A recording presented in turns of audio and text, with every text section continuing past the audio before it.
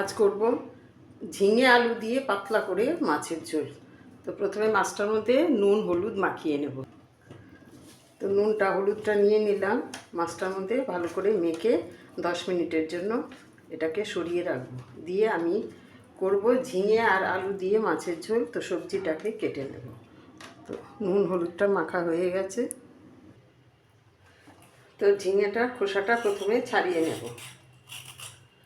এত নরম ঝিঙেটা, এত ভালো,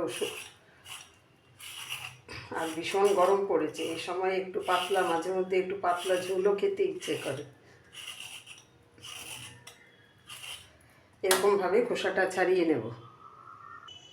তো ঝিঙেটাকে খোসা ছাড়িয়ে এরকম লম্বা করে কেটে নিলাম। এখন একটা আলু কেটে নেব।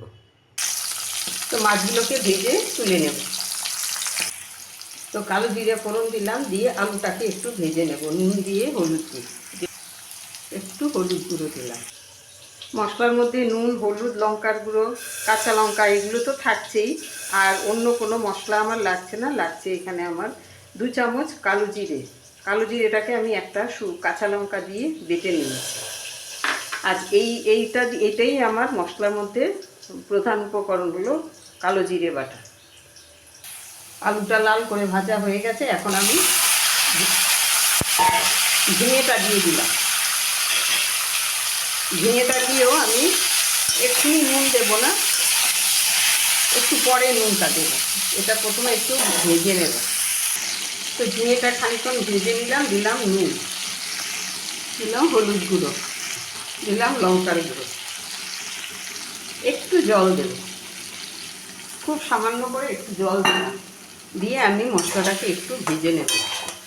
নুন হলুদ লঙ্কার গুঁড়োটাকে একটু জল দেব, ঝোলের জন্য দিলাম জল। মাছগুলোও দিয়ে দেব, দিলাম 2টো চেরা কাঁচা লঙ্কা। এখন আমি ঝোলটাকে ভালো করে ফুটতে দেব। তো ঝোলটা দিয়ে খানিকক্ষণ ফুটিয়ে নিলাম। এখন আমি দিয়ে দিলাম কালো জিরে বাটা।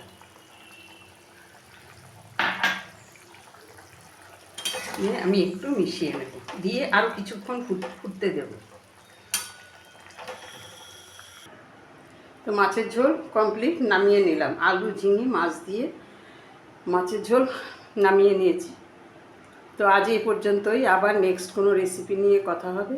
সবাই ভালো থাকবেন, সুস্থ থাকবেন।